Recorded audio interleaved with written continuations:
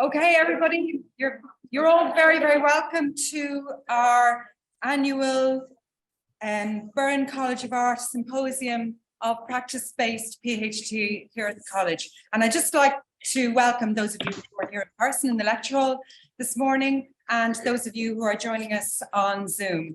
Just to remind those of you who are joining us on Zoom to please mute your sound, your microphones. Thank you very much.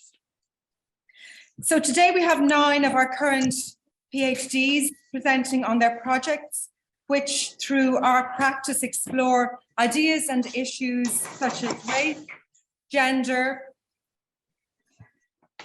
war, death and dying, the cultural structures of art, cultural structures that underpin art, environmental crisis, ecology of place, life narratives, and the healing of trauma.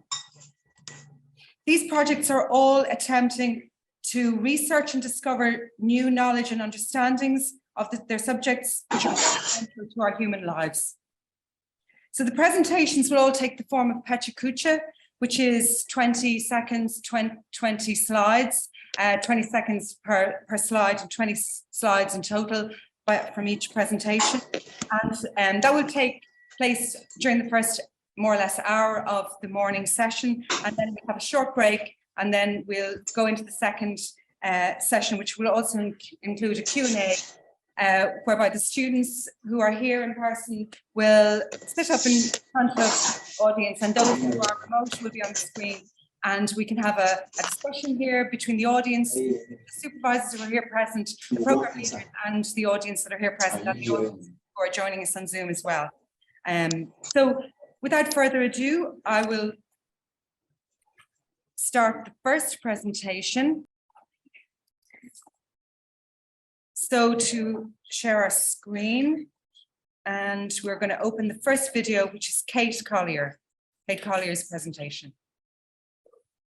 The question that my research is driving to answer is, with a focus on the landscape within the International Appalachian Trail and the active wayfaring, how can works made of glass, paper, and ceramic become interactive models for the relationship we should have with our natural environment, fostering stewardship and community? This map is part of the foundation for my research. What is shown is the central Kenjayan mountain range.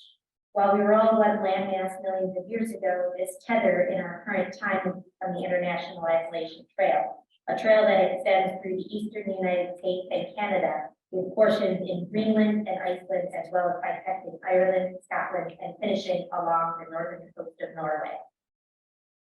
The web I'm creating as my research is developing has consolidated, as well as branched in areas over the course of these 3 years. Foundationally, my practice remains focused in print, glass, and book arts. The green highlighted hexagons have become integral in the work that I completed and then presented here at the PhD exhibition and the symposium. Leading into the work that I exhibited in the cover, I continue to explore the materiality of my work in conjunction with an exhibition with my artist collective, Boundary Walkers. It was the start of merging the actual landscape with my canvas works. It was also the venue for works that were kinetic, merging glass and movement. I took these thoughts and integrated them into the outdoor glass installations and the sound pieces that are exhibited in documentation in the gallery. We reside in the liminal space between the consequences of our actions and the legacy that we leave to the following generations. The words dispersed in these booklets are, again, my own words from my own experience currently. And as this research progresses, it will encompass varied thoughts from the land and cultures this trails connect. My intention is to not fully remove my own narrative from this research, but to allow it to be enveloped within my ultimate larger case study of wayfaring in these areas. These handmade booklets are part of a years-long part of my research in gathering community voices while on trail. In parallel to the way, which was the last piece, this is my sound piece in the exhibition titled Rewalking. While just the beginning, these retellings will develop into a shareable space, similar in format to a podcast. allowing listeners to walk and experience what others have before. Here I have a snippet of what is exhibited in the exhibition.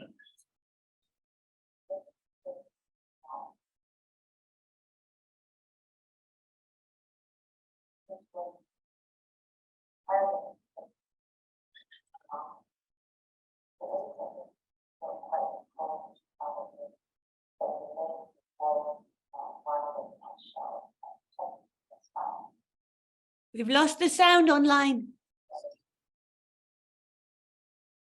I see this dovetailing with place attachment theory, and it's something that I'm beginning to research in depth as a cornerstone to my question and ultimate writings. Place attachment usually is described as a multifaceted concept that characterizes the bonding between people and their particular places. A result to the theory is that the attachment and meaning a person has to a green place can encourage them to actively protect and engage in pro-environmental behavior. Is when space is converted into place. So in a stripped down way, I want my art to be the catalyst for this shift.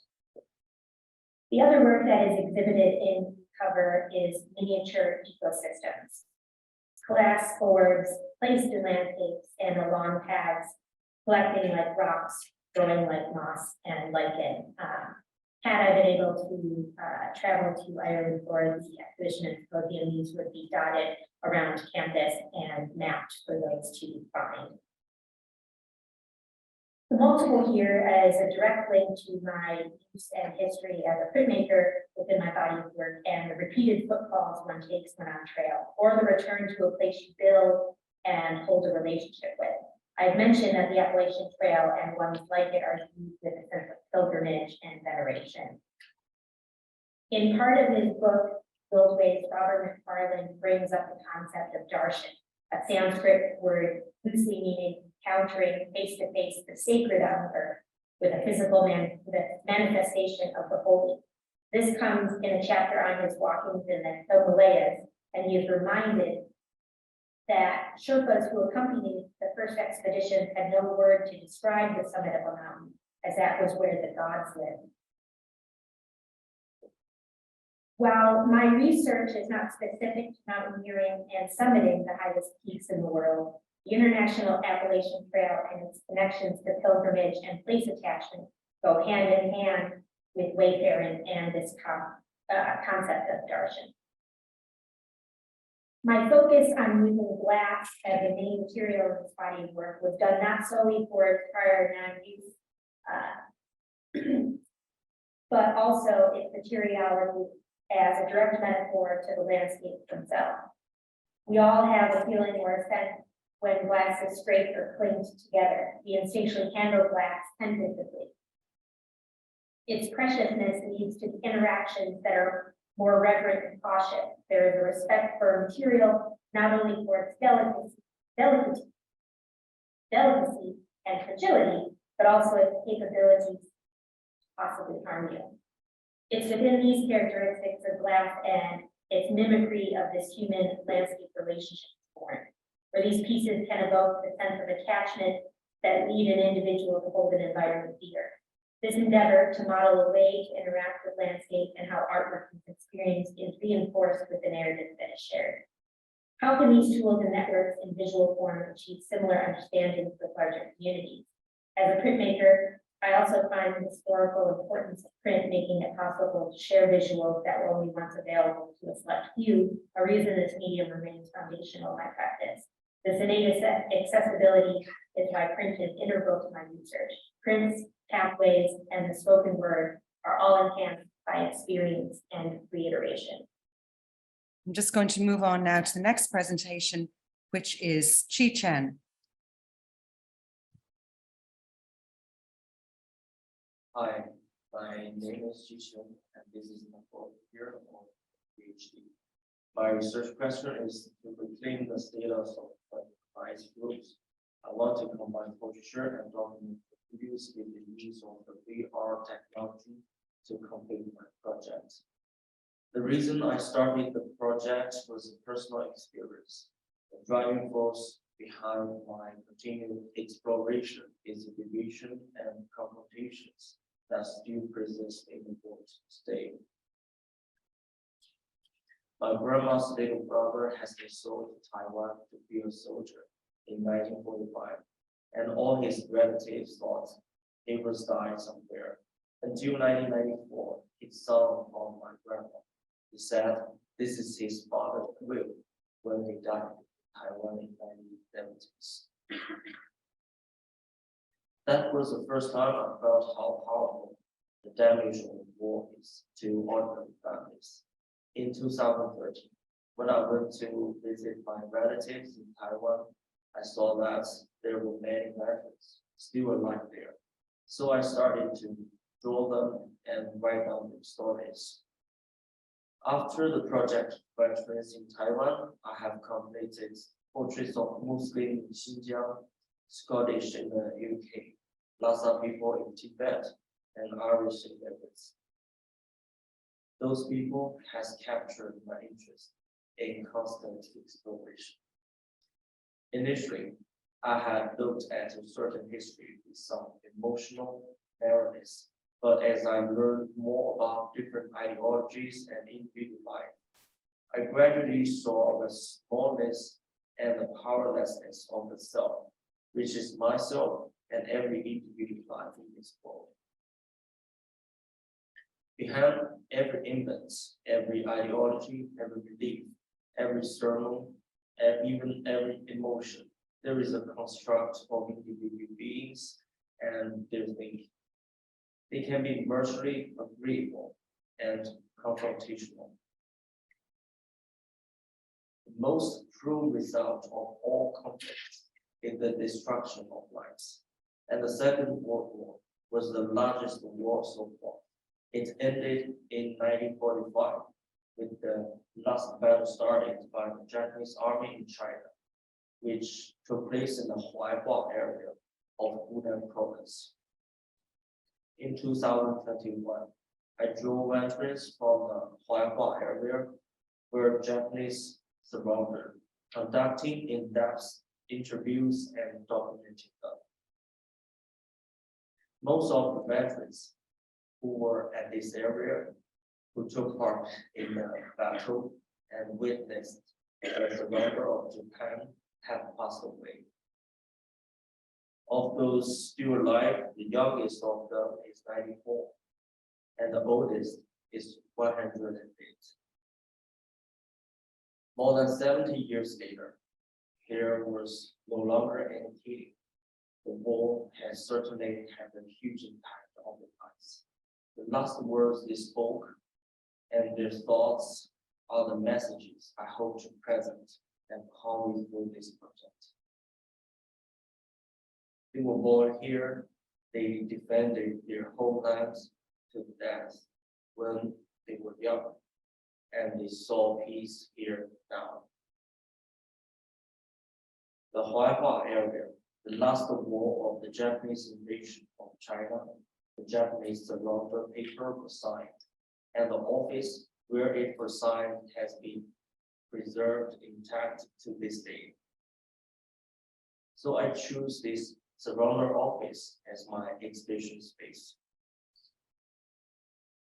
The audience I hope to get is not only limited to a certain region, especially under the influence of the COVID. The meaning of the exhibition is redefined, and the use of VR technology is constantly challenging the boundaries between. So I use virtual reality technology to recreate the space, allowing viewers to access the office from anywhere in the world by clicking on the links and the different hotspots. Learn about the stories of different veterans and its history. There are still 5 veterans alive in this area. 2 of whom are still able to walk, and I have invited them to come into the space for the exhibition. Back to this room where the surrender ceremony took place. One of the veterans was unable to travel due to the cold weather, and another accompanied by his family came to the exhibition, and he became the only guest at the exhibition.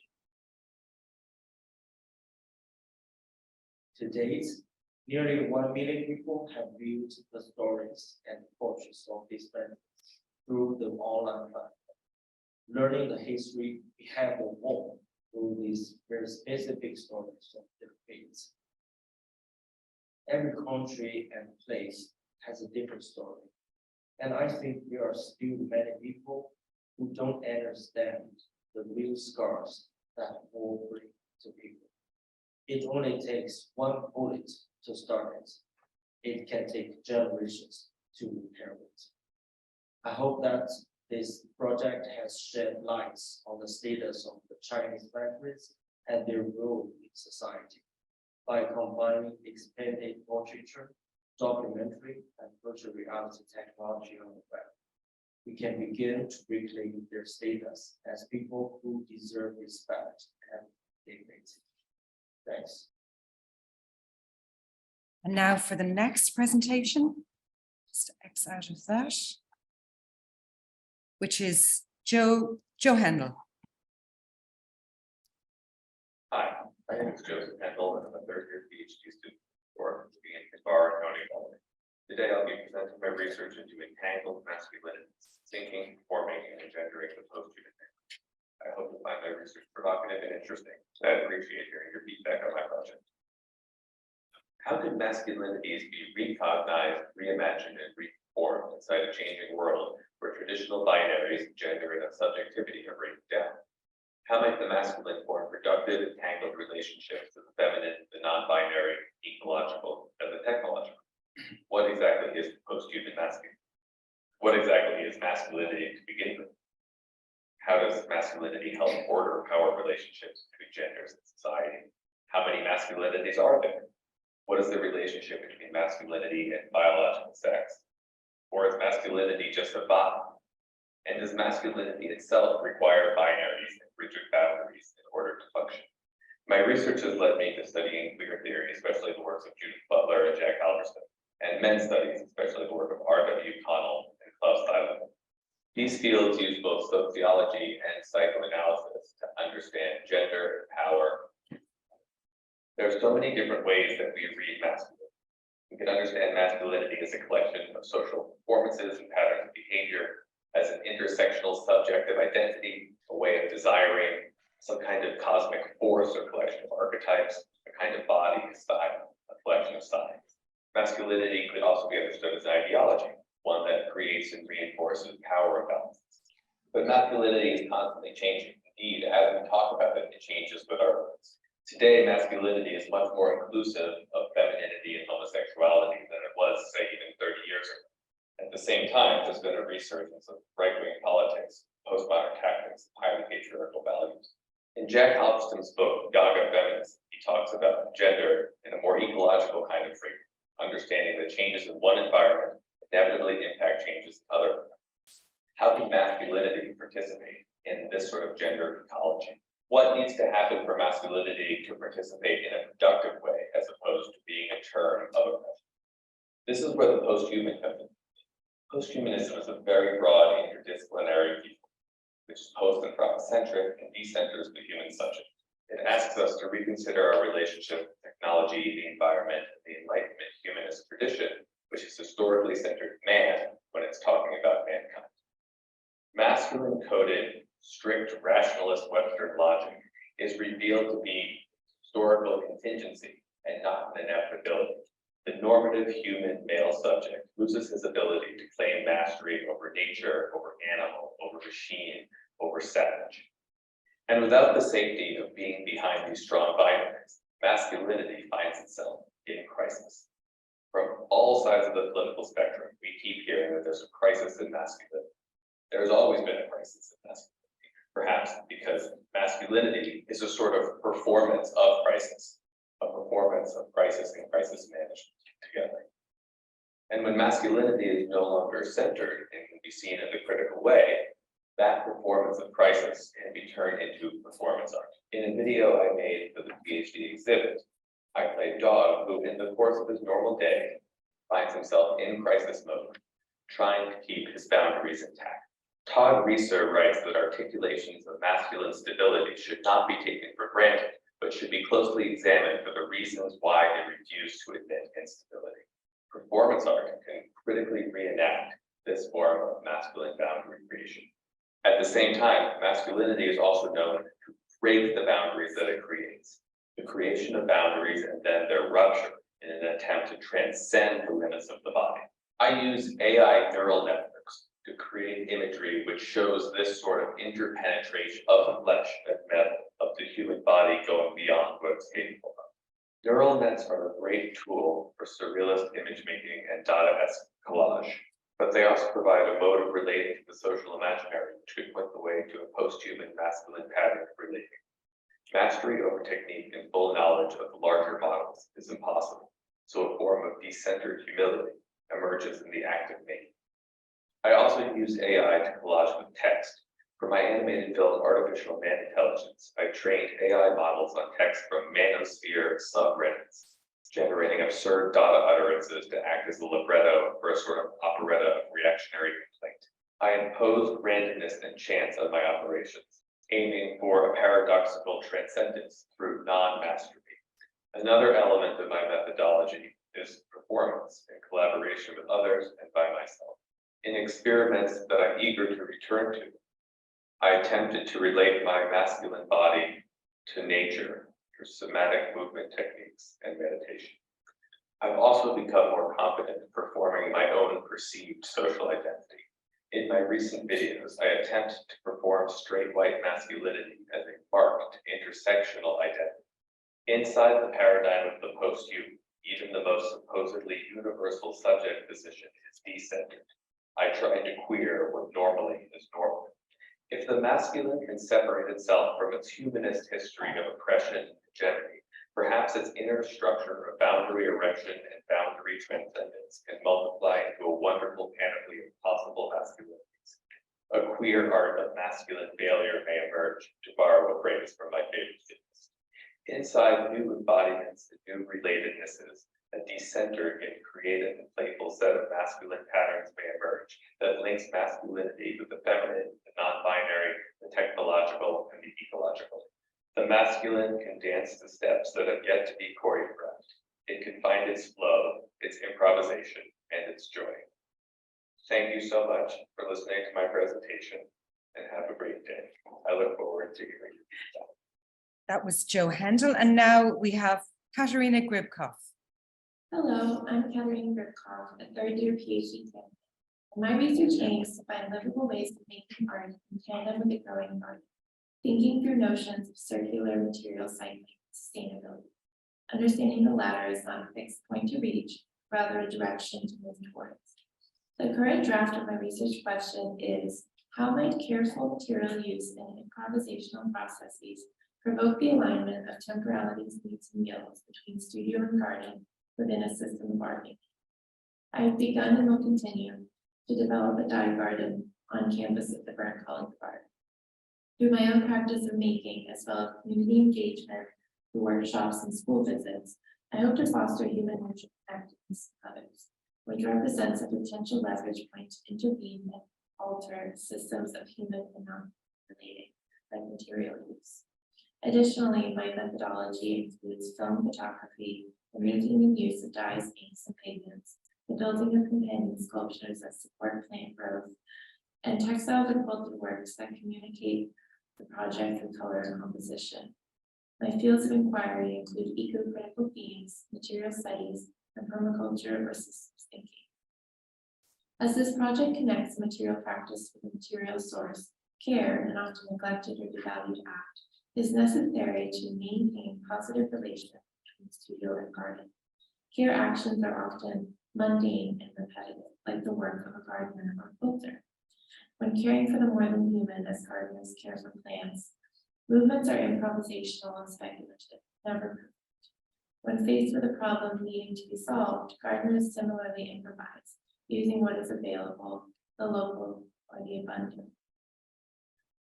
I visit farms and garden sites as stages for plant people involution. or the co-becoming of people, plant, and flock. Using film photography, I document the meeting of species of human, gardener, and non-human plant, and how this meeting is affected by imperfect material use and assemblage of grown, foraged, sourced, and farm materials. I mimic these engagements between human self and plant mediated by material when crafting companion sculptures to support the extended temporalities of dyed plants, often needing over 3 years to mature before being used for color. Within this developing system of art making that includes studio and garden, the leading up to the making of a work provides a chance for fostering human-nature connections through correspondence. Correspondence, as Tim Ingle writes, is an open-ended dialogical engagement that goes between amongst participants. Corresponding is a way to research the world, to communicate with the more than human world, to collectively build livable relationships. Corresponding allows me to limit my human agency, any anthropocentric tendencies to exert over or plan out, giving space for plants and others to affect me in my forming sculptural work within our dance encounters. This past October, as part of Emma's Eco Festival, I hosted a drop-in workshop where participants were asked to collaborate with a plant, to shed any preconceived ideas or images in the crafting of companion sculptures for potted plants, using careful and accessible techniques like poking, cutting, tucking, and tying. Participants built human-nature connectedness by attempting to collaborate with the shape, feel, and characteristics of their plant kin, dipping into a reserve of grown, naturally colored, foraged, and found materials. This reserve, while maintaining a decent stock, fluctuates up and down with the ebbs and flows of plant life in the garden space. The adaptive cycle is a way of seeing and understanding the cycles of a resilient ecosystem, able to withstand pressure and change. The 4 living states are growth, conservation, release, and reorganization. In this diagram, I have rearranged the same 4 stages into concentric circles to better show how I am attempting to align temporalities between garden and studio. As the garden grows from seed to seedling to in-ground plant, I mostly work outside. As the garden maintains a significant level of growth, I begin harvesting plants, growing my stock of materials. As the garden breaks down in winter, I collect seeds and make in the studio. And as the garden reorganizes for spring, I clean out and plan for. This graph shows the unmeasured rising and falling of material stock within my system of art making, from dyed fabrics and dried plants in the studio to living plants in the garden. My work created for this show was made in an attempt to bring the dye garden brown and wilted at this time of year into the gallery, telling the story of the work done from March to October 2022, using upcycled cottons dyed exclusively with plants grown from seed. I practice improvisational quilting as I work with these fabrics. Scene quilting is relating in multiple ways to gardening. A quilt is grown through chunking, starting with small rectangular patches pieced into a larger area and demonstrating repetitive patterns and grids. It relates to notions of care and human materiality and can be made improvisationally as garden actions often are. Through eco-printing, I was able to affix bright flower shapes onto some cotton, appliqued to the quilt surface to represent Phillips flowers. The resulting shapes and patterns are improvised renderings of plants witnessed in the garden space, trying to replicate the outlines, postures, and dispositions of this kin. The quilt is hanging from a leftover garden bedside made from salvaged wood and has a fringe-like protrusion of dried Weldon Phillips plants. It is titled The Garden Year 1, March to October 2022. Moving forward, I plan on quilting more, exploring the medium's potential for storytelling and record. As winter ends, I am entering the state of reorganization, of gathering, sowing seeds, of building new garden infrastructure, and of cleaning out last year's ink jars and dye bottles. Thank you so much for listening. And next we have Robbie Lawrence.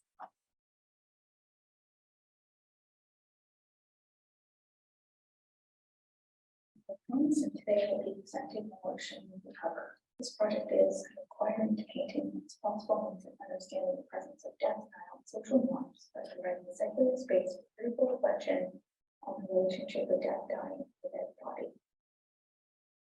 Historical behavior and philosophical theory in response to death is a major resource of this project. Important practice that teaches return to century painting as an essential persistently controlling death and behavior. These paintings can be used in order to analyze methods of layering, and improve curated intent, and finish-driven results. This project situates itself amongst other critically engaged artwork, ideally figurative representational paintings that approach death as a subject in some light.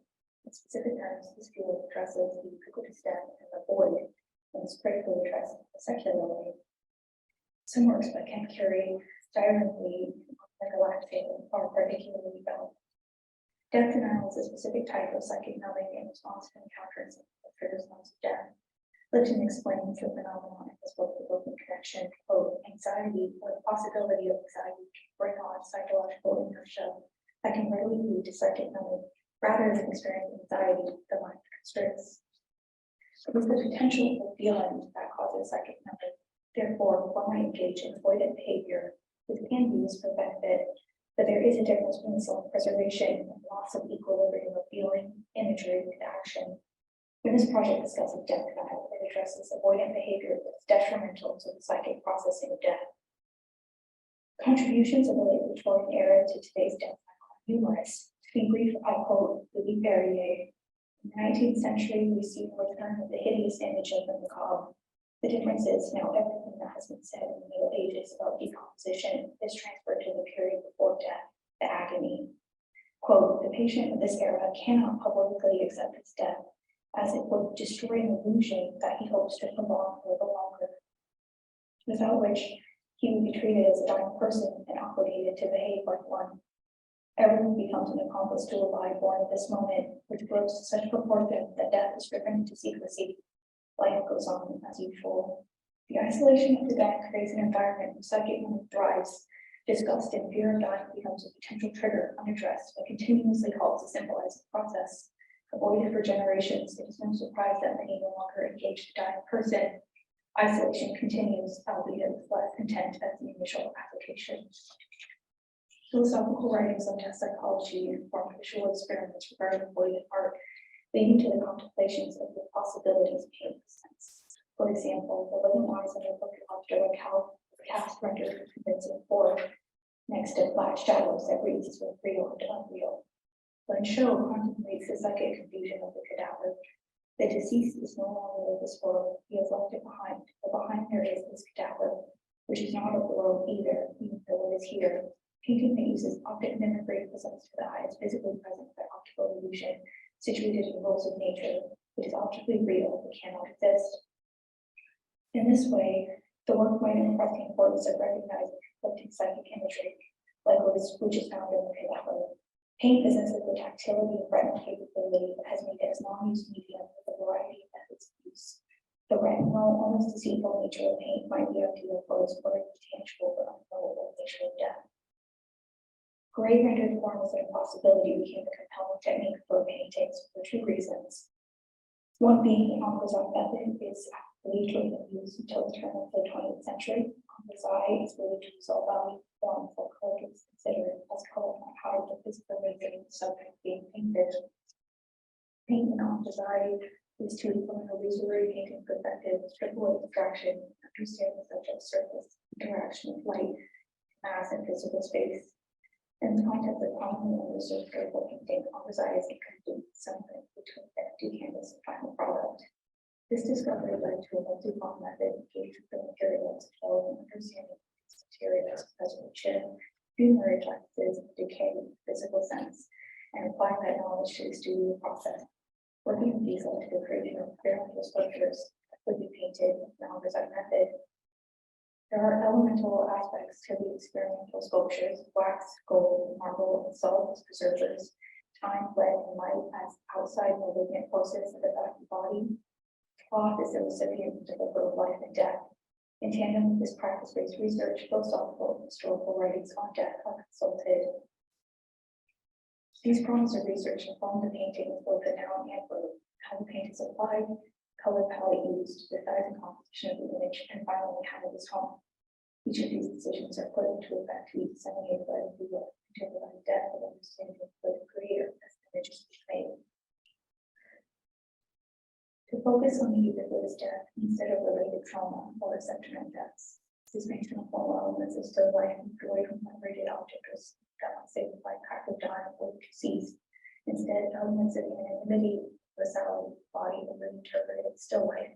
In addition, the physical positioning of the life-size paintings of the viewer are used to communicate the viewer's physical reflective role in relation to the painting. However, the nature of painting being a discovery as we observe and interact with the subject for an extended time inherently removes certain elements of control, which allows for instinctive reactionary spontaneity in the subject or to develop work, a hallmark of creative practice. This method of painting, formed by theory, creates at least one neutral double object to present to the viewer. It uses wood and illusory formed questions in the crowd, whether or not the reason is formed or disintegrated, or it exists at all. The wooden shroud series might ask, what is my form's relationship to the void? These paintings seek to expand understanding of psychoanalytic terminal knowledge, the state covering complete acceptance and repudiation of the elements of death. It works for the image for the psychological and retinal way. They would have built into two versions of the imaginary and psychological theory of death denial. And Linglu's presentation as the final presentation before we take a short break. Ling's is the 6th student to present, and then we'll have 3 more after a short break. Hi, I'm Ling. This is my 3rd year in the PhD program, and my research question is acoustic layers. How can the traditional rules of rhythm in Chinese aesthetics applied across contemporary creative practices, be it sound and visual? I would like to start my talk with this quote. Chinese and the Western histories running parallel before the 20th century. China has a totally different system of culture, language, aesthetics, and society. Please bear this in mind for the next 6 minutes.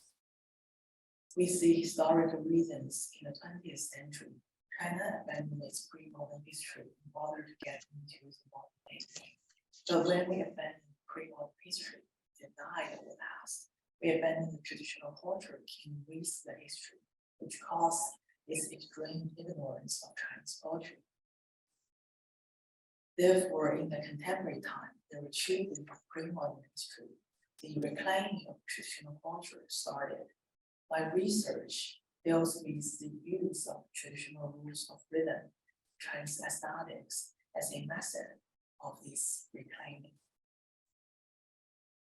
In previous works, I used sound space, moving images, calligraphy, painting, as well as interactive installation works, investigated what are rules of rhythm and why they matter. So in the first year, with my installation work echoed, I used poetry, calligraphy, and transforms to make some visual interactive works in order to deal with the question, what are rules of rhythm? Trying to show them with my experiments. Last year, I started with another question, why rules of rhythm matter? With the word hearing rhythm, seeing rhythm 1, I was trying to find the answer. And this year, I want to do more about the aesthetics and the embedded relationship between sound and vision. The vocal and imagery art forms was separated once in history. Then with a major shift of artistic aesthetics around 1,000 years ago, they started to work together and started to form this creative artistic form. This ultimate integration means words and images no longer exist without each other. Poetry, calligraphy, and painting all together making a kind of mixed art form. One is always another.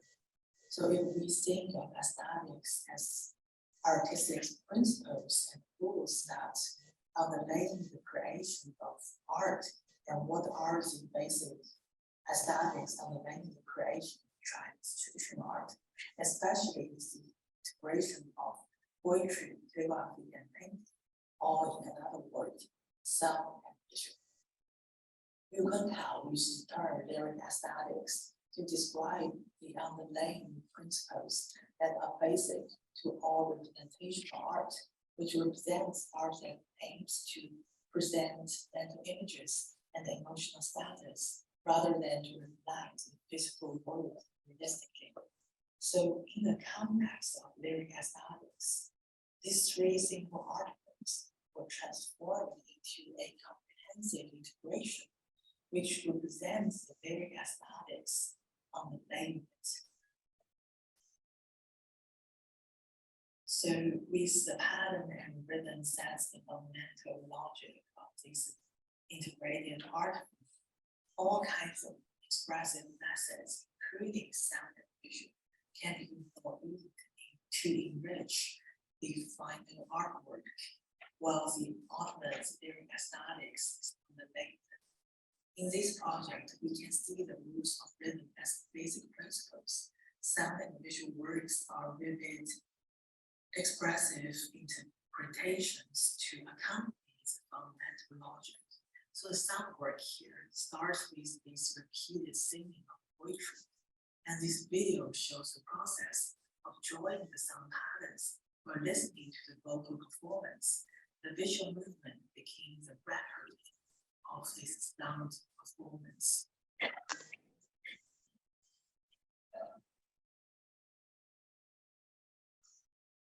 And then the feedback from the process of drawing, the gestures, movement, action, join in the sound work as a form of voice. And the illustrations show how I had the visual feedback into the sound.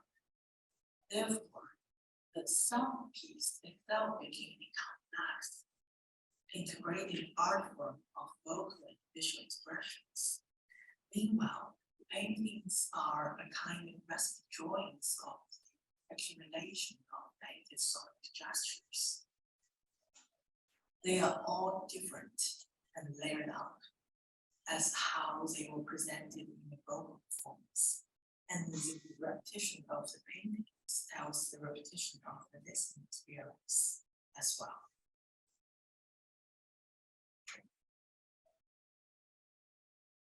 Then once again, the noise from the sound component feed up into the painting with the ink and brush. Thus, as Su Shi once said, poetry in painting. So altogether, this is a sonic visual work, still working with rhythm and poetry.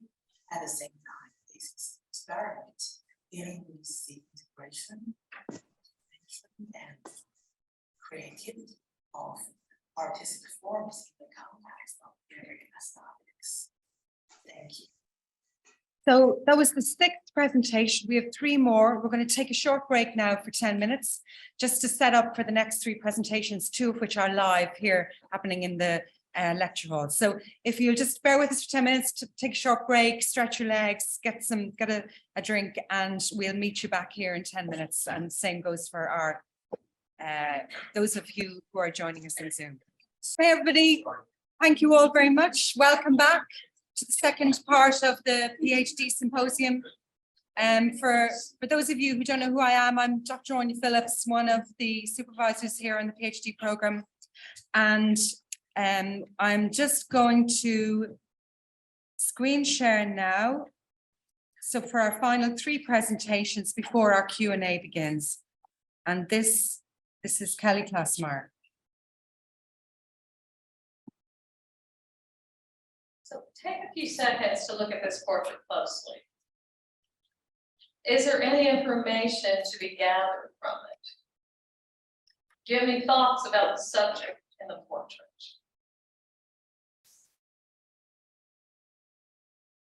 Okay, again, take a few seconds and look at this portrait closely. What information can you gather from it? And do you have any thoughts about the subject in this portrait?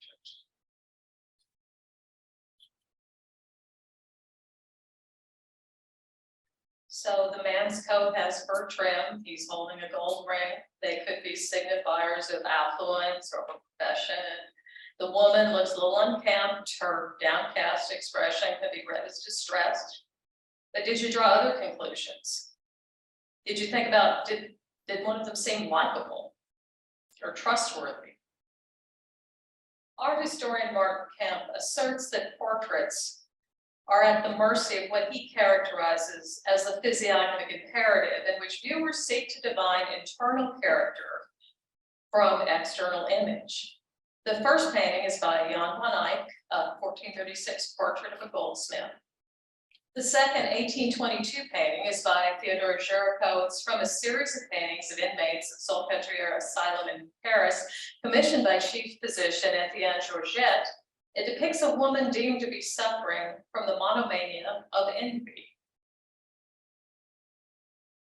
Since the ancient Greek philosophers, there have been attempts to codify the human impulse to make assumptions about interior character from external appearance. Beginning in the late 18th century, the pseudoscience of physiognomy was broadly popularized by the guides of Johann Lavater and used in daily life and business dealings in the 19th century. Physiognomy led to race science, supposedly scientific efforts to dehumanize groups of people and justify enslavement and genocide. 400 years separates these portraits stylistically. Van Eyck's early Northern Renaissance primary focus is scrupulously naturalistic. It's a record of the subject's features. It was painted when physiognomy was not widely popular. Joejo of the Romantic era was operating in a milieu in which physiognomy was part of popular culture and incorporated into drawing manuals at the time. His patron Georgette was a proponent of physiognomy as a diagnostic tool, believing internal conditions manifest themselves and are readable on our faces. While these extrapolations of personality and ability from appearance have a long history, there's no actual scientific basis. Whereas psychologist Alexander Todorov explains, faces don't provide us a map to the personalities of others. Rather, the impressions we draw from faces reveal a map of our own biases and stereotypes. But even today, there exists an expectation that portraiture reveals more than the surface, a residue of physiognomy in the academy. In surveying expectations and definitions of the painted portrait, contemporary scholars will repeatedly see some version of conveying personality as an element of a portrait and one of the expectations of a portrait painter. Freeland describes a portrait artist as an alchemist seeking to present an actual individual whose physical embodiment reveals psychological awareness, consciousness, and an inner emotional life. Brilliant writes that in addition to appearance, portraits address what a subject is like. Sharma asserts that one of the obligations of the portraitist is to crack the petrified face and access the essential character lying beneath the mask. Woodall explains that we now conceive portraiture primarily as a representation of personality. If we subconsciously believe that a painted portrait conveys something of the true person, then one could argue via Todorov that the portrait could become a vehicle for reinforcing our pre-existing stereotypes and assumptions, be they positive or negative. But assumptions can be altered or overturned by personality. Dating research and anecdotal experience show the impact of personality on perceived attractiveness and consequently our perceptions of others. But how can an aspect of the subject's personality be conveyed in a static painted image? Narrative psychologists McAdams and Manzak write, life stories do not simply reflect personality, they are personality. But more accurately, they are important parts of personality. I argue that the inclusion of a textual story for the subject can convey an aspect of personality. To collect a story from the subject, I draw on my experience as a journalist, but employ the techniques of intimate journalism in which the reporter works to develop a close connection to the subject. While journalism serves the interests of the reading public, intimate journalism advocates a hybrid ethical approach similar to that of anthropology. The focus is on protecting physical, social, and psychological welfare, as well as guarding the subject's dignity and privacy. The story collaborations with the subjects are not interviews in which information is uncovered or extracted. The portraits are people I know well, the stories shared once the subjects previously shared in the company of others, verbally edited in multiple tellings. Traditional oil portraiture carries particular associations. Kate Lemay of the National Portrait Gallery in Washington, D.C. advocated for diversity and democracy in portraiture and, quote, moving beyond formalist upper-class oil paint portraiture. But what if we use the tropes of that portraiture in a democratic way? This posthumous portrait strings together a narrative of stories told me by the deceased to create a record of the subject's personality. These are not my stories about them. It is an intimate journalistic narrative collected throughout my friendship with the subject. All stories were also shared by the subject with other friends. Confidences are not broken. The desire to record an image, an aspect of a person before who they were is lost as memories fade. People live on through their stories until those stories are forgotten. The stories of the rich, famous, and powerful may be carried on by the culture, but the stories of ordinary people are lost. I see my portraits of the living as an expanding record. The environments the portraits and stories are presented within are designed to create an aura of intimacy to envelop the viewer, the subject, and the story. The setting creates a sociability in which viewers might read the stories at their ease and meet the subject or exchange stories with each other. Thank you, Kathy. And next up, we have Kat Cope, who's going to do her presentation live here in front of. Hello, thank you for joining us today.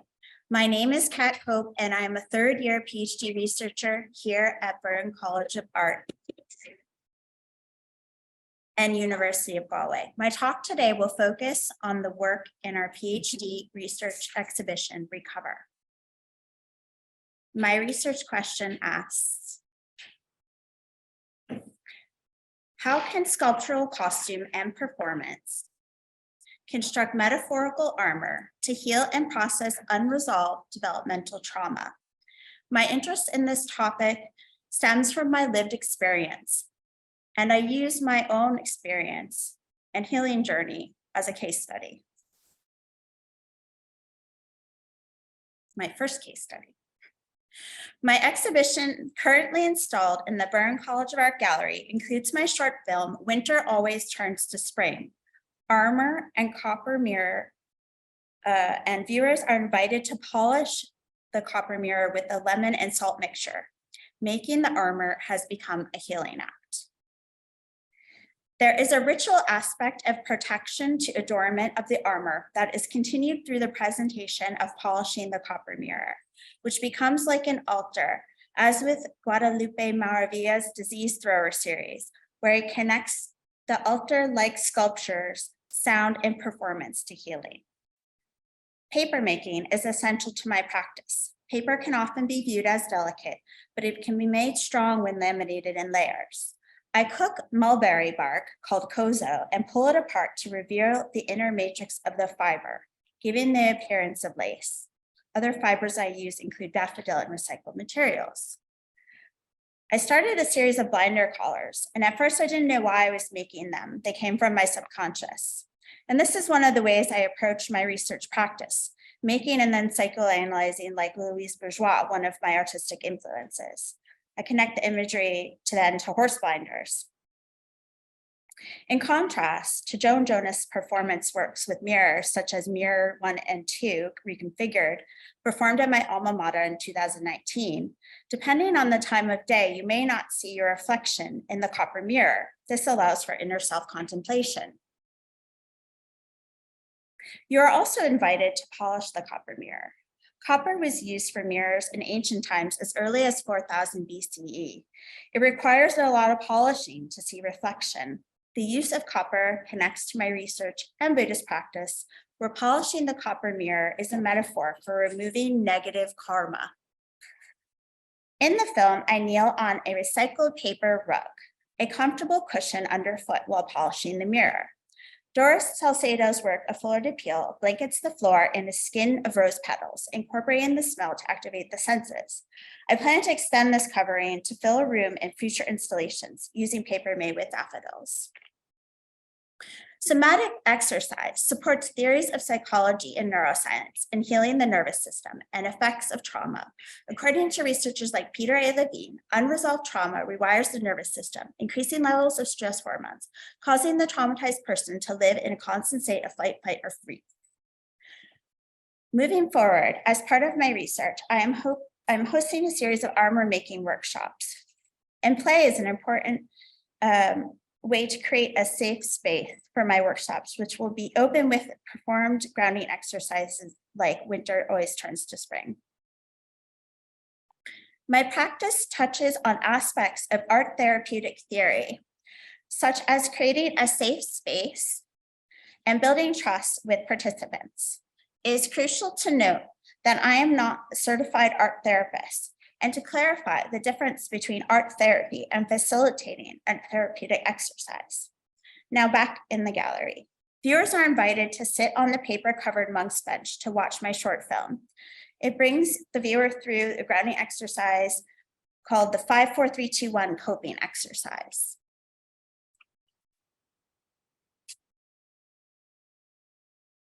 The film begins opening with 5 frames of the natural world. Use your current space here or on Zoom to go through the exercise. First, look for 5 things in your surroundings. Sight is responsible for noticing objects, shapes, movement, and colors. Next, touch for textures. The tactile is responsible for sensing touch, texture, pressure, and pain.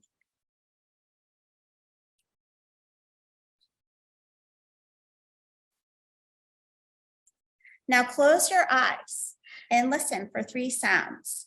Our auditory system hears sounds, frequency, volume, and helps us interpret language.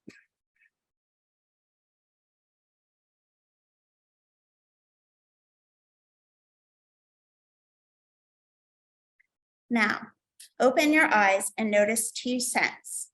Our olfactory system allows us to process different odors and determine their importance by sending messages to the brain.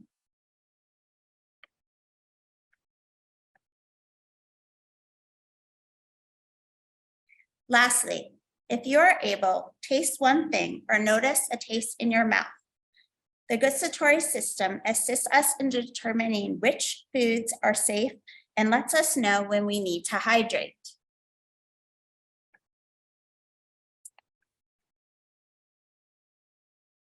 Polishing the mirror uses our 7th sense, proprioception, which allows us to know where our body is in space and helps us with self-regulation.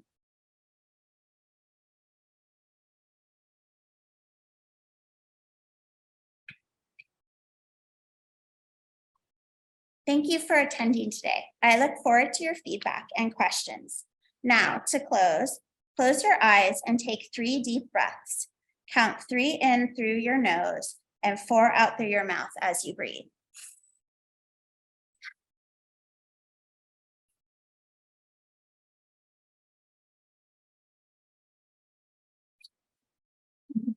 Thank you so much, Pat. And now finally, our very last presentation, which is partly recorded and partly in person, is Badwa Buziana. Barbara asked me to present her work in her PhD. Cheers. Because black people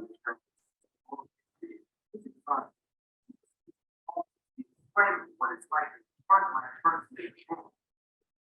Take breaks, expectations that fuels the expectations. They need to do this place. The name is bad. Small town home Tennessee.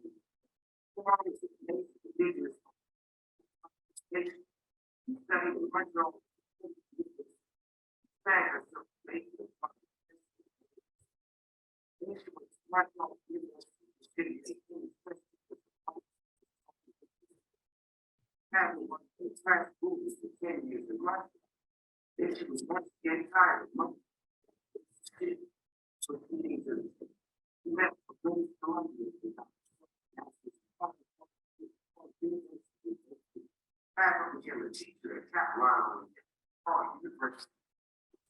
3 years. Taught undergraduate level courses including studio art, performance art, critical thinking, and a course in the master's program. In her practice as an artist, performance art the next identity, finding and mind, challenging race and trauma through performance, term techniques to release, suppress emotions stored in the body like school, provide as a basis to carry trauma with the form their lives. Performing is a way of expressing generational influence. Trauma. Performance is creating space so allowing emotions can be experienced. Like a new language to communicate that I speak. Language research is a layered mix of performance, art, and storytelling. The goal of this research is to build the movement. It's a collaboration. The psychological impact of trauma on the body. It's how the body works through that trauma. It's kids, beautiful, all this stuff. What's it called? You will have to find questions. Her research will investigate.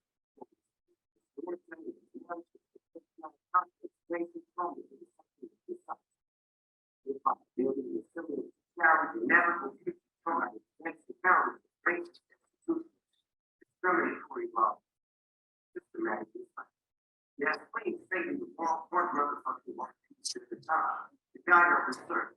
He tackled the best of the best Franz Fanon views in his book. Franz Fanon breaks down power relations between European and non-Western bodies. He explored the self-hatred inflicted on black bodies by white people's culture. And by that, I mean Western culture. He questions the difficulties that black bodies have in accepting themselves as non-white people and how that's connected to shit around ancestry and identity.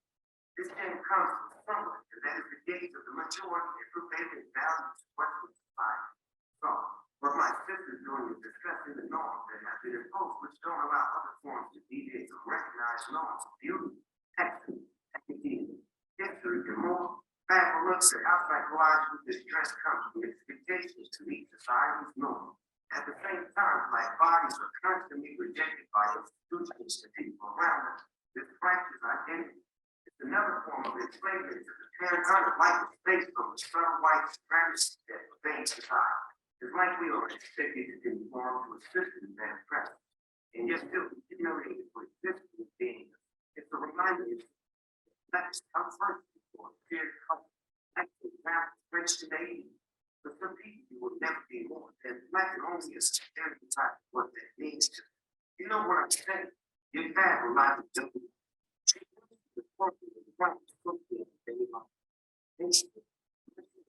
He works in structure. He's been collaborating since 2011. The last work called Gaslighting came from a discussion between the two artists of self-care. Privilege and capitalism. I feel close to these forms of the term gaslighting means. Dr. Lemay, the master defines the number of gaslighting.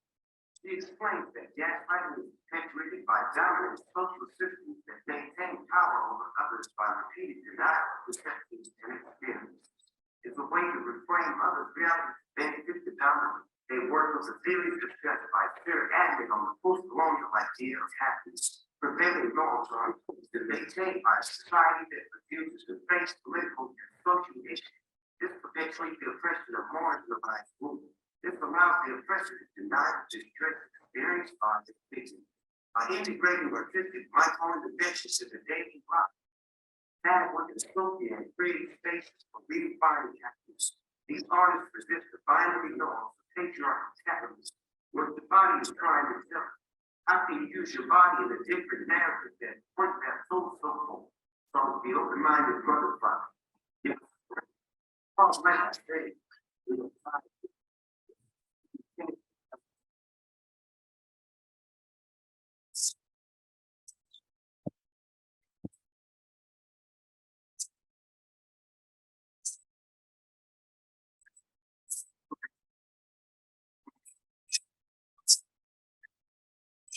aspects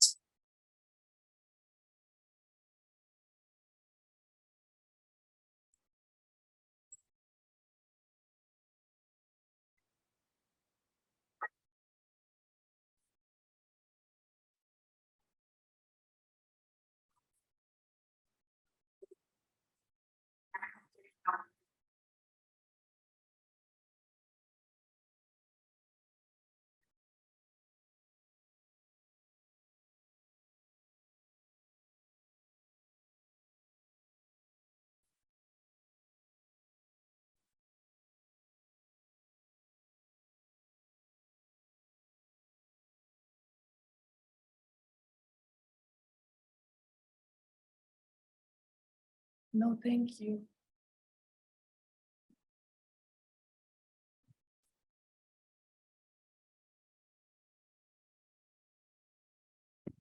So that is the final presentation of our symposium.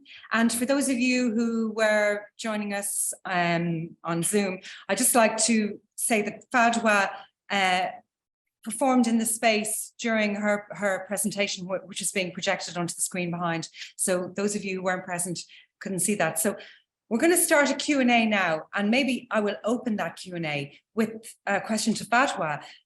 Maybe you could clarify a little bit for the audience that weren't here what it was you did, or even for the audience that were here as well, and what the purpose of your presentation was. Okay, like all those white gays, and understanding what is acceptable or what is expecting by a Black person to be in front of every people in the academy. So I kind of use this idea of MC Young Talk. I don't know if you know that artist, but if you don't, you should go check out his work on the internet. He's a young African American, and he's an academic, but he's portraying himself as like a thug. So whatever it means in white people minds of like the hat and the chain and all those shit that we've been like fed up all the time by the media. So it's like kind of like that expectation of what is a Black person in front of people in the academic sphere, and also being a Black person who taught in university, has a master and doing her PhD, never being believed or being schooled by white people about my own experience when they don't know anything about it. So I think it was that kind of like, I don't fucking care. So I'm gonna open my bottle of wine in front of you, watch on my phone, and like let's me do my presentation.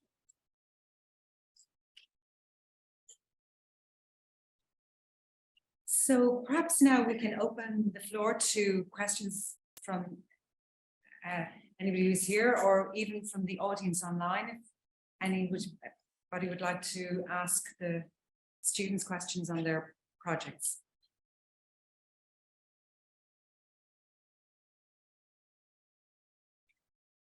Nobody's going to start off, so maybe I'll start the ball rolling. So for those of you who are here first, Lane, I'd like to start with you. Maybe can you just discuss for us a little bit more, maybe that relationship between the lyric aesthetic that you talk about. Actually, is that a neologism? Is that a new term that you have developed, or have you come across that term elsewhere? Or tell us maybe a little bit about that. I thought it was very interesting.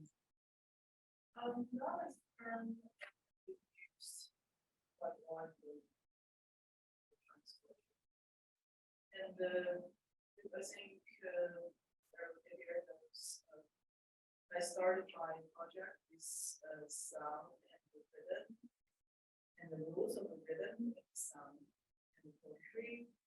Then I started to kind of try to visualize things from the sound, from what we hear. Then in this process, I kind of came across this. I wanted to get like deeper into the relationship sound and visual. So I was like doing research and kind of want to I kind of like map these aesthetics. I think last summer while I was having a show back home in Ohio, and I was talking to people, I was like having some discussions with others. Then I started to kind of pay more attention on the visual part, to be more creative on the visual part, to kind of get its relationship back with the sound, and to have these integrated art form combined with sound and visual. That's kind of like the process. Yeah, that's interesting. I just one more question for you as well. Just thinking about after your presentation, I was thinking about how the relationship between rules and art and artistic expression traditionally, like artists would often break the rules of tradition in terms of inventing new ways of going forward and inventing new visual languages, new forms of aesthetics. So how do you see that relationship between like artistically breaking the rules and artistically looking at rules that already existed and trying to incorporate them into work that you're making now in the contemporary field? One thing is, we have a lot. So the act of breaking rules have been happened multiple times in history.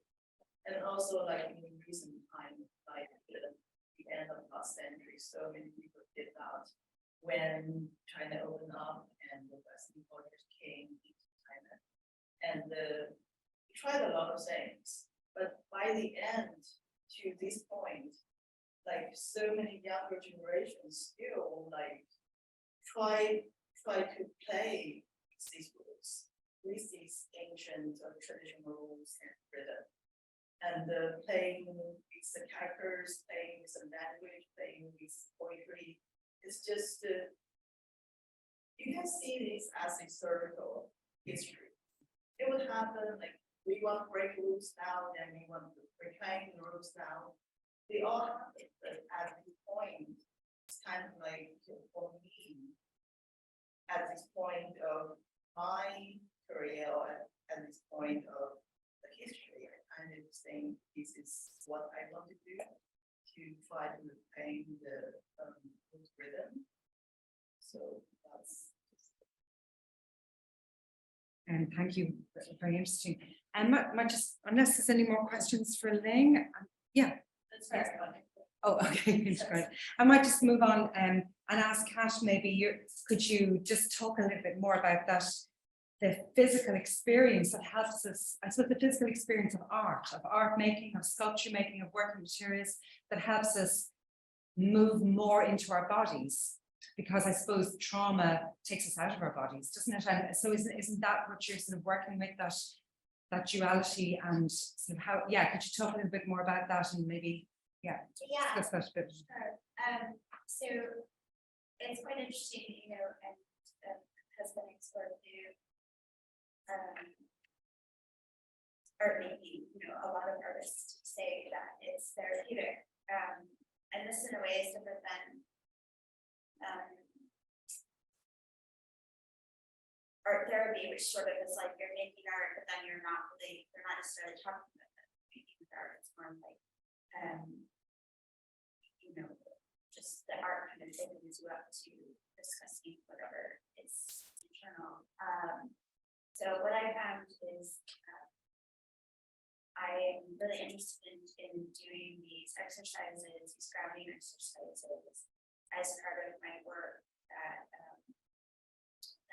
activate the senses and bring me more into the body. So the one that I did for winter, always coming to spring, like you could have good thoughts in your head, anxiety, but by activating those senses, it helps you to kind of silence those thoughts. So yeah, like I find that you know, that's what I'm. Any other responses or comments from the audience on Kat's project? Yes. I feel like playing space is just really like fighting. And I asked if I could step on the paper because you're talking about like the fragility of paper in a way that that's perceived. And I think that's like a really interesting metaphor that you kind of play around with, of like, you know, the fragility of our emotions and how we use them through, like, in your case, the copper. And yeah, I guess this is the question. It's really like how you invited us into your space, kind of wrote different rules. I feel like with every PhD student, like some way you guys are breaking rules. That's a really interesting one.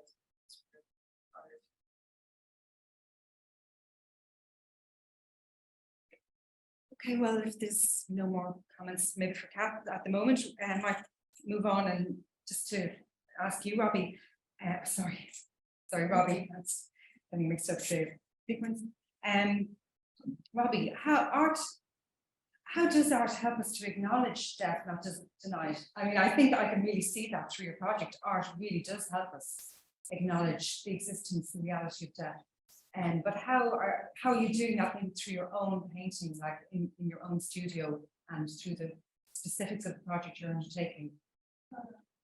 The way I use it with my experience is through time that I spend with the shroud that I'm painting.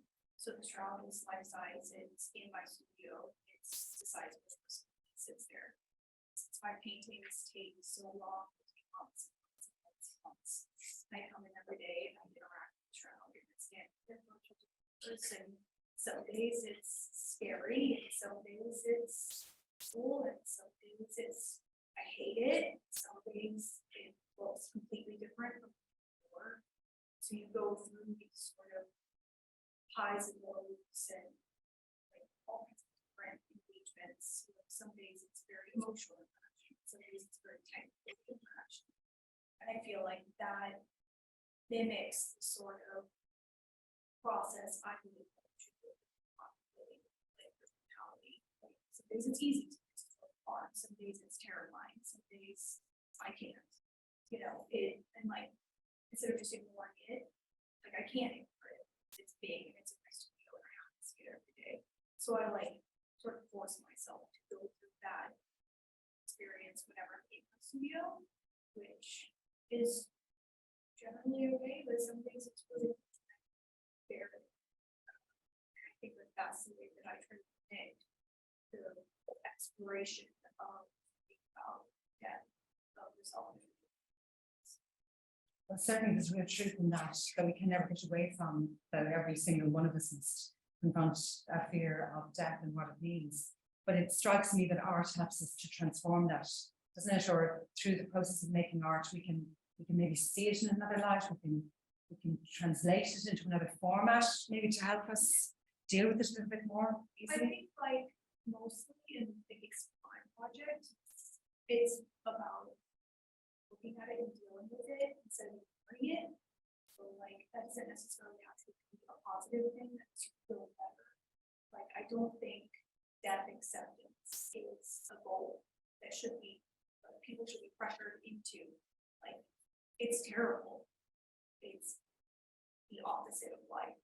And so like I don't really expect her to be that, but I don't think that denying it, especially if this is where it should exist, like funeral industry, hospitals, or if someone who is dying, not spend time with that person, or avoiding it's awkward for you. But I don't think those things are great, even though it's very but I don't think it's fair to say that art can be used to transform or deal with death. That's more. It's just getting past that part where it's so difficult. Can't take care of it. It's getting yourself in there. Anyone else? What's up the back?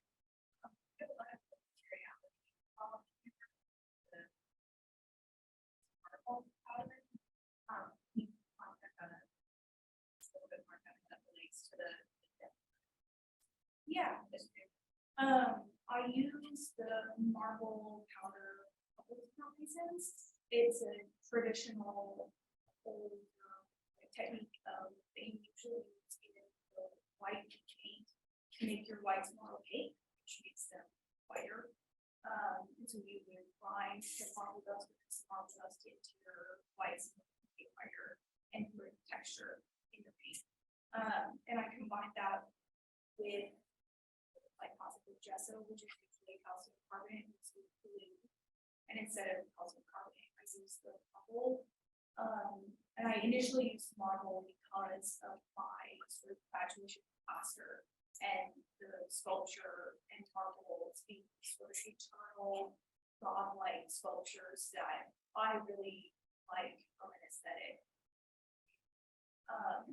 And so I use different elements of material in my studio practice have to do with different ideas like immortality or decay, time, all of these things, and marble is one that you use as like a one that's more like a portable or continuing thing that has you. So that's why I keep it paintings for the it's not like a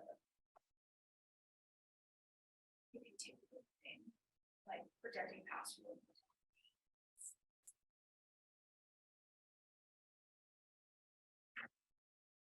Yes.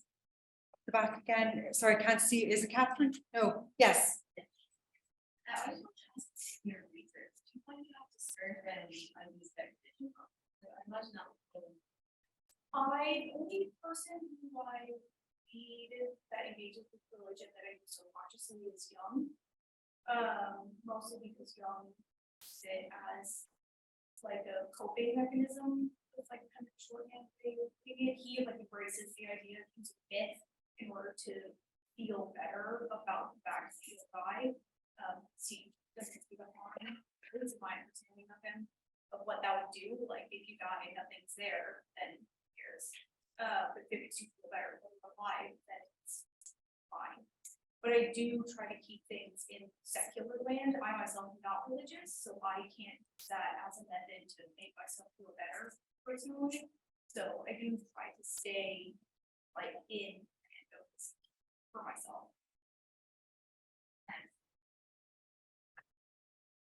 Yes, and Deanna? I was just wondering, do we work on one painting at a time? And I'm curious if they resonate with that painting, or do you have to do like I've tried doing multiple paintings at once. In like an attempt to balance my recording, I functions better if I just have one at a time. I have ADHD, and so like if I get too many things going on at once, then nothing gets done. I have to kind of just put something so great.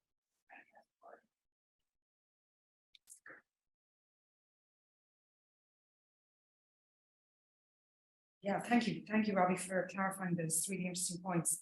And Kelly, just to go through everybody here who's at the front of the room first, and then we might go online and see some audience members asking questions through Zoom as well. But first of all, I'm just going to talk through the artists here who are here in front of us. Kelly, what really struck me from your presentation, and this looking back at physiognomy as a kind of a theory, or certainly it's been questioned a lot, and I suppose undermined as a theoretical study. But what strikes me about it that's interesting is that like our faces and bodies are full of the expressions of who we are, and our life is written in our faces and bodies, especially as we get older. I think it's true to say that we do embody who we are. Our personality starts showing in our faces and bodies more and more, and maybe we perform our personalities too through our modes of framing our face and body, through the clothing, through the various objects we wear, and how we present ourselves in the world. Is that sort of part of your project, how you're looking at this question of when we see a portrait, how do we understand who that person is? Yeah, I mean, I think that those are all elements that, it's always information that's given, like breath, expression, the things that they surround them with, that's all information. But I do think that it's kind of all open to interpretation. I think that we all, bring our preconceptions to everything. Like, oh well, this, this person has the hair like this, or, this sort of kind of face, term this. Like there's just like, there's books like Prejudice about gender and race and ethnicity that is right up front. But there's also like other levels even beyond that. And it's just, we look at other people, we make judgments, positive or negative. Like, say, oh, so and so, well, they look nice. Like why? And even in writing, it's a big thing like in 19th century writing, like people would use physical descriptions to try to like Dickens would like to sort of, explain character through a physical description. And then that would, describe the kind of character. But, but even today, you'll be like, so-and-so, didn't look like him. Or, I mean, there's just more stuff, just even like news writing, you'll see stuff where someone is described, there's like a physical description linked to a character quality. And there's really no basis in fact for that, right? So, I mean, I do, I think that there's all kinds of portraits that are made that are, really, I mean, and portraiture is kind of like a weird, like, genre that isn't really necessarily relevant. But, there are images of people that are made that are highly, and we look at it and we like feel something, respond to it. They're, works that are incredible, works of art, that are amazing. I'm kind of honing in just on like when you're trying to represent an individual and present that person and trying to give that individual a say on the proceedings. Because I think we've all had the experience of, and you meet someone, or you have someone, and you meet them, and you're like, oh, they're really interesting, or they're kind of an asshole. I didn't think they would be, but it's sort of like, and the idea that the stories that you tell about your life are reflective of your personality. So it's like giving the subject of the painting, it doesn't just have to sit there static and give the mercy of people and their preconceptions and what, because we all present ourselves in certain ways, but everybody has a different perception of the way that we present ourselves. We all respond to different ways. And so it's, it's not, so just allowing like a little slice of the person's personality to coexist with the image and to give them a say, and instead of just sort of being at the mercy, of the viewer is what I'm trying to do with that. Thank you for clarifying that and just giving us that insight. Yeah, John. I was wondering if your research has brought you at all to like self-portraiture, self-expression that has any different perspective. Do you think it kind of operates in the same way? Yeah, I mean, I'm not really investigating that much. I mean, I think that, self-portraiture is obviously, I mean, when you have commissioned portraits, history, consider would have the same on it. And self-portraiture, I mean, it's much, the painter has, of course, a lot more control over how to present. And, so it's sort of, but I still think that, like what we read and the way it's presented, changes over time, it changes in different cultural contexts. And, it's not kind of, you can read this and like, I think, I don't know, sometimes I kind of think there's like a whole language that exists, like when, in the way people are presented that we read, but maybe it's not really related to the person actually is. So there's the idea of like how things are presented, and then, some sort of like actual factual information from the subject to be presented. And, the stories people tell about themselves, I mean, like, like Donald Trump is like a pathological liar, but the stories he tells about himself are revealing of personality. So it doesn't, the stories don't have to be like, fact-based and fact-checked and substantiated. It's just about, how, like if you meet people at a bar and you're telling stories, right? Everybody has like their good story that they share. Oh yeah, you're meeting people in your friend. And you pick that, I think, because it's sort of, something that's entertaining, or it's like about how you want to present yourself. It's the story that, whoever your significant other is, it's like, oh, Christ, don't do it again, or come on again. But like people have those things that they bring out as a way to share something themselves. So with the project, I'm trying to, there are people that I know really well, so I sort of like try to collect those rather than going, oh, tell me about this, tell me. It's like working in a way where they feel comfortable sharing that kind of story that they would share with others to represent themselves. Now, I just noticed time is moving on, and we have 3 students who have not yet spoken: Katarina, Joe, and Kate Collier. So I might just see if any of those 3 would like to make some comments about their presentations. And also, we have some notice here from audience members. I'm sorry, it is difficulty with maybe the audio because we're not mic'd up here in the room. Thank you for those comments. And just maybe to activate a little bit of a discussion with those of you who are not present. Maybe first, Katarina, would you like to maybe talk a little bit more about your ideas of care? I was thinking about curation actually, and the word curation means to care for.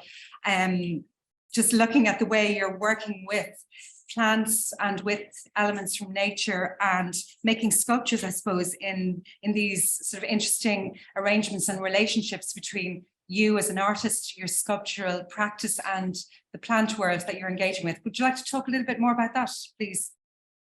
Yep. Hi.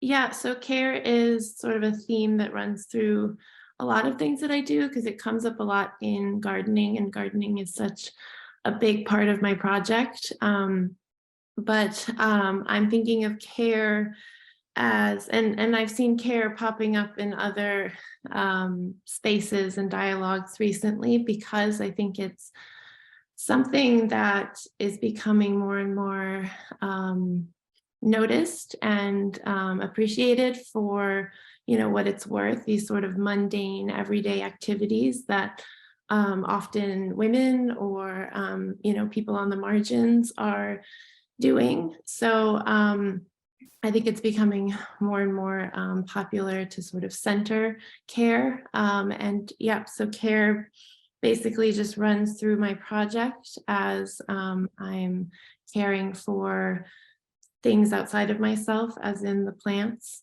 and then also trying to think with care when I'm, you know, choosing my materials and, you know, configuring my sculptures and whatnot. Great, thank you, Katarina. Is there anybody who'd like to make a comment or a further question for Katarina? Yes, Catherine? Yeah, I'll relay it. She just said careful, like vaccinated, and I just want to know if you can say that. Okay. Catherine is asking, there was a word in your presentation which was care-full, and she's wondering if you coined that phrase, or is that a particular word or word construction that you're working with, and what the meanings maybe are? Yeah, I sort of like to sometimes alter words a little bit to fit a situation, and care-full, as in like full of care, was meant to sort of describe, yeah, my material choices and my actions in the studio. I'm not sure if I coined the term or if it came up in a reading. I'm honestly not sure. I'll look into it, but I do like to sort of make up some of my own terms and phrases, and I find it important to sort of not only define terms that you use a lot for yourself, but also sort of play with words a bit to better describe your practice. Yeah, I think that's a really good point, actually, for everybody who's working with research and using text to describe what the research is, that play with words can be a very creative act that can mirror the practice. And just moving on to Kate Collier, because your work, there's a lot of similarities too between Katarina's practice and yours. Can you talk a little bit more about the body in landscape? That's what I was struck when I looked at your presentation, watched your presentation, that relationship between the human body and the ecological environment, and what that means for you in your project, in your research. Yeah, absolutely. Excuse me, it's quite early here, so I apologize for being a little groggy, but for me, in pushing forward in my research, it's becoming more and more important for physically being present in a landscape. So even with the work that was exhibited in Recover, it's less about being in the gallery and more about being present in a space. So for both pieces, it's about the person being in a landscape to experience the glass orbs, or in rewalking to perhaps be walking and listening and transporting to a different place. I think that also with my intent for fostering stewardship and building community, it would be impossible if not for physical experience and immersion in the space itself to start to build that relationship and for my work to then become that mimicry of what I envision that relationship to be. Thank you for that insight. Any further questions or comments? No? Come on, we need some more questions from the audience here. It'd be great to have more of a discussion, or from the other PhD students maybe that are here present. Any thoughts? Yes, JD, thank you. For everyone. Okay.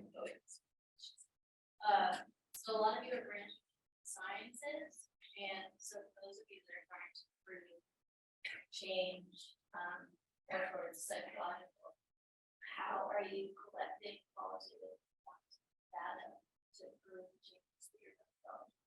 And then off of that, for those of you who are testing with viewers, what Thank you for that very interesting question. Did everybody here heard it? Did everybody online hear it? JD, you wouldn't mind coming up and saying that again to the screen, because I'm definitely going to get everything. I'm not going to get it all there. If you can speak to the screen, they can hear you. Can you hear me? Here. Okay. So a lot of you are branching into the sciences, and you're trying to make psychological change in either yourself or the viewers.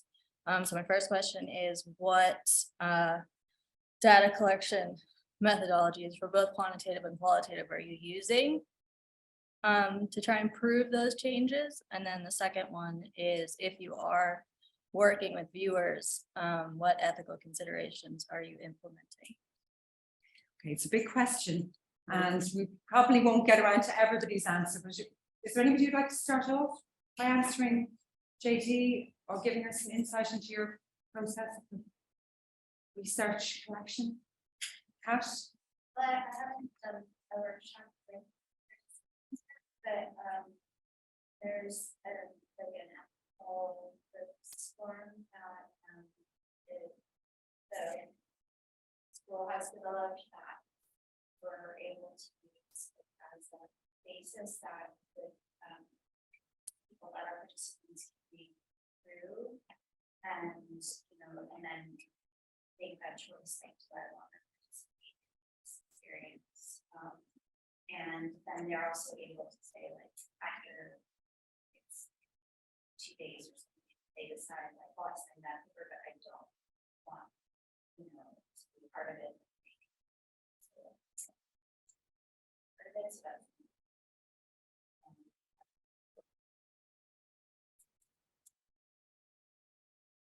I think Katarina indicated that you were going to answer to JD's question there. Katarina, were you? Yeah, I was just going to address the first part about sort of dipping into the sciences. I think, at least for myself, it is sort of exactly that, just sort of dipping in and borrowing techniques or ideas. I'm currently sort of looking at living system sciences and looking at genetics, and just sort of getting more of a theoretical idea from some of these writings and things like that.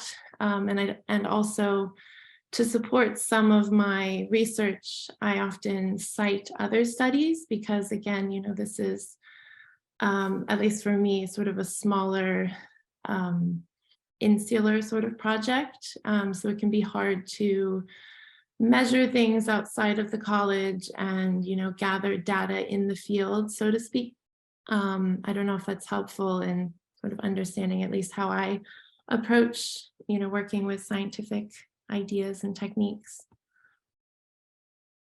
I think like one thing that happened when something creative like art is trying to approach academia is something that was brought up in the class, and is in order to prove credit. Many researchers did it, sciences, and philosophy, and stuff like that, in order to be accepted in the academic community, because something like creative practice might not be so readily accepted in the country, because proving that art works is possible. I don't know. And it's one of those things to where I myself cite a lot of studies work to try and understand the phenomenon that I'm interested in. But at the same time, I'm not a scientist and not able to be a practice psychologist. And so is it beholden on me to get proof?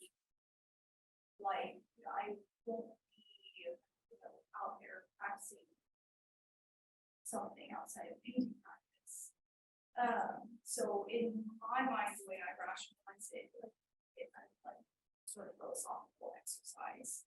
And I am very interested to hear what other people say, and if someone wants to do it, was interested to discuss their experiences in depth, I would do something to have provide consent.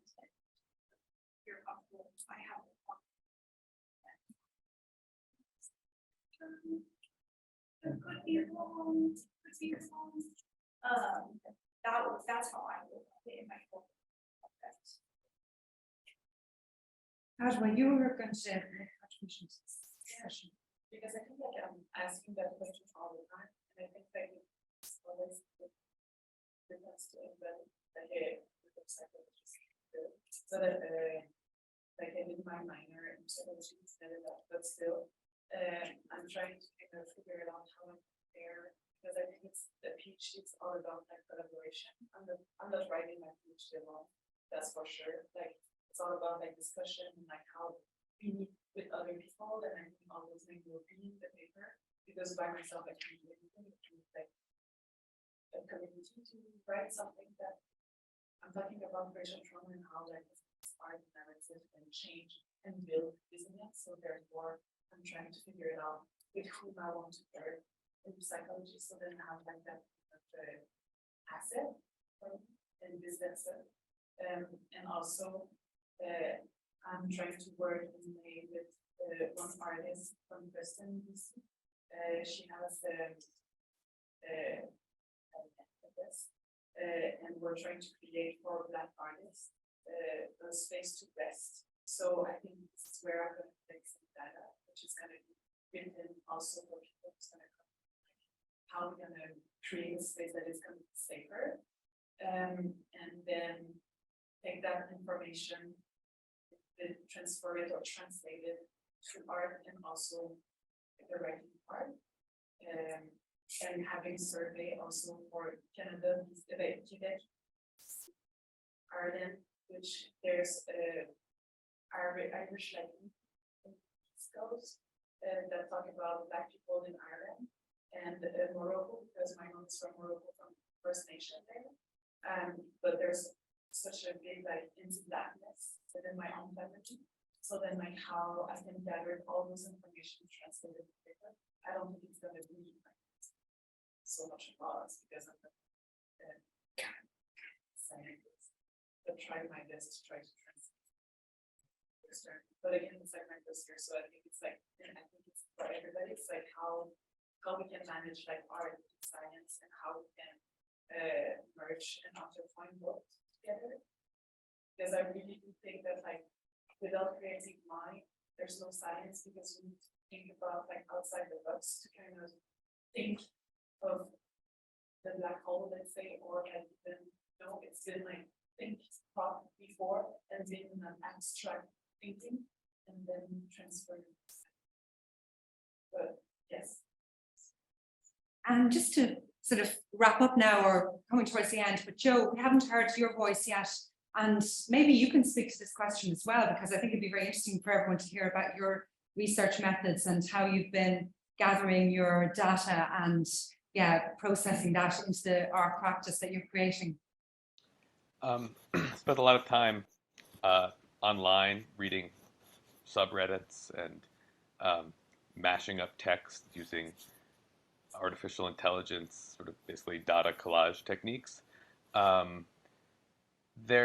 get a lot of information from the internet, Twitter, from seeing what other people are making with these AI techniques as well.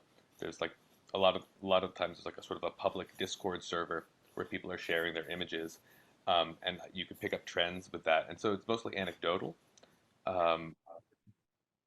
And because as of yet, like I don't know, I haven't found any statistical studies of what people are making online, but I know that like a lot of men using some of the newer AI algorithms sort of keep reproducing the same type of woman over and over again. This sort of an AI large-breasted cartoon, and you just kind of pick up. So I think like I don't know if that research method would pass the muster with a sociology PhD, but I think for the type of practice-based research that is legitimate data collection, just like using your own life and your own personal stories is legitimate data collection, and I think in this type of research.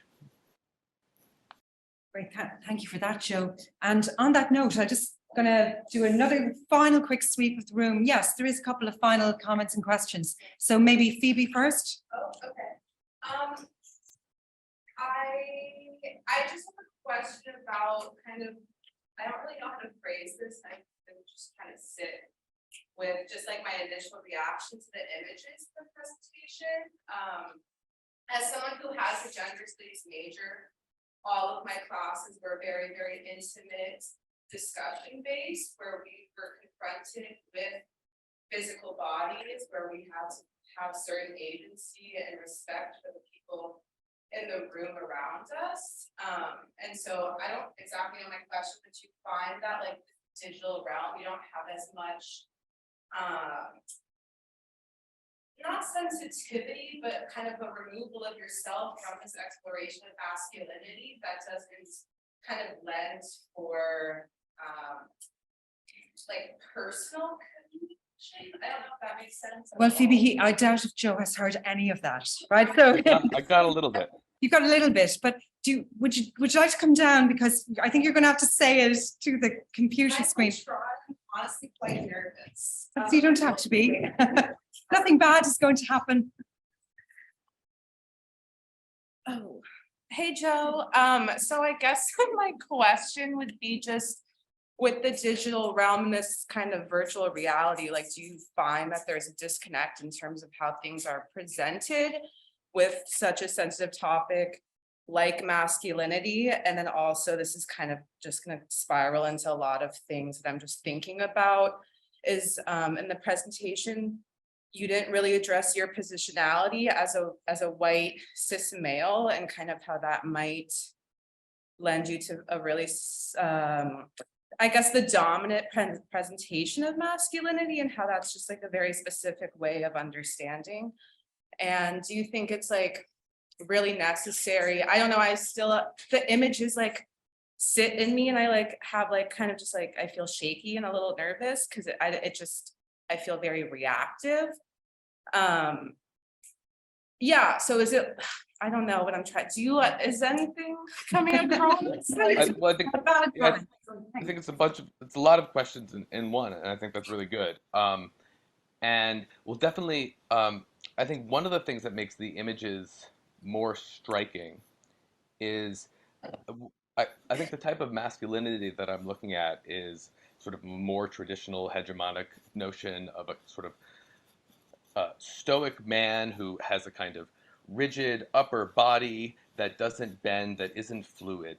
And so like if I were portraying more, if the bodies that I were portraying were sort of more clearly read as queer, there might be, it's different than presenting bodies which are normatively read as strong, rigid, the sort of, but like in Sarah Auckland's queer phenomenology, the straight by which queer is measured against. So I think maybe some of the images I find striking for me, because I sort of want to bend a more rigid body, like a soldier's body, a normative, skinny, able body, which I think may cause sort of some, a rupture, rather, like a sort of a rupture in this body. Another thing, and I think maybe that's related to it, is theoretically, I'm reading some interesting theory about how the male body, there's a difference between the penis and the phallus. So the phallus is sort of this seat of symbolic power, and the actual male penis cannot live up to the extreme power of the mighty scepter that the king, that the male hegemon wears. And so like, I think, yes, definitely in presenting these images and in presenting my own body, my own normal body, I don't have, you know, I'm not a king, I'm just a man, that there is a kind of desire to expose and ridicule and shock that doesn't want to, that requires shock as a tactic and requires a little bit of transgression in what we're normally able to see. And partially one of the reasons that theoretically we don't see the naked male body in advertisement and on television and in movies as much as female breasts is that the male body, the male hegemony needs to protect the actual male body from being seen and instead replace it with suits and ties and men behind desks and obelisks and things like this. Thank you, Joe. Now, I'm going to say we're going to wrap it up because we're way over time. Sorry for those of you who didn't get to say some questions at the end. And unless there's something really, really important anyone wants to say, let me just thank you all, everyone who is here in the lecture hall with us today. Thank you, our presenters, our 9 students, and all the work you did in putting together your presentations, which are excellent. Thank you so much, Adam, for making the technology happen. And thank you, Lisa, for setting up the Zoom and recording it. And thank you all for joining us online as well. Bye-bye, everybody.